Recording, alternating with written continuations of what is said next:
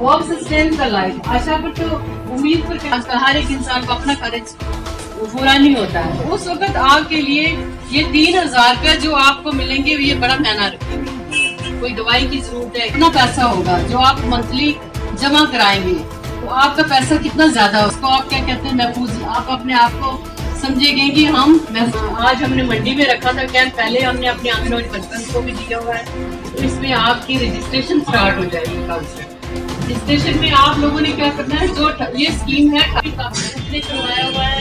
Madam भी आपके आए हैं, मैडम अंजम करें, आप इसको जानते होंगे। ये आपके एक स्कीम है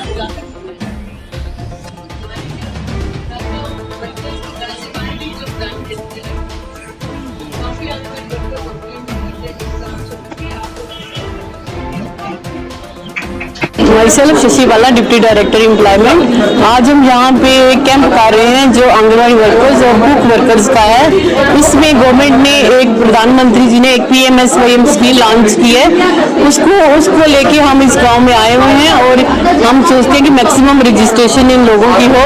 उनको एक पेंशन स्कीम है, ये एक पेंशन स्कीम है। इनको जब 60 साल की हो जाएंगी तो इनको 3000 रुपया पेंशन मिलेगी। पहले इन्होंने कुछ अपने अकाउंट से कंट्रीब्यूशन है 50% ये अपने अकाउंट जमा करवाएंगी और 50% गवर्नमेंट इनको देगी। रजिस्ट्रेशन के लिए हमने कॉमन सर्विस सेंटर खोले हैं, यहाँ मंडी में ही इनकी रजिस्ट्रेशन करवाएंगे। ये हमारे DC साहब का ऑर्डर है कि उनका यहीं पे रजिस्ट्रेशन करवाएं। इसी आज हमारी अवेयरनेस थी और कल हम इनको रजिस्टर करने जा रहे हैं। एज वाइज इनका एक चार्ट है जो 50 रुपये से शुरू होगा और 200 रुपये तक खत्म होगा। जब ये 50 रुपये शुरू करेंगे 18 साल की, और जब 40 साल 3-4 रुपये बढ़ते जाएंगे, जब ये 40 साल की हो जाएंगी तो इनका 200 रुपया कटेगा। साल तक इन्होंने जमा कराना है, उसके बाद इन्होंने पेमेंट नहीं करनी है। उसके बाद जब 60 साल की हो जाएंगी तो इनको ऑटोमेटिकली पेंशन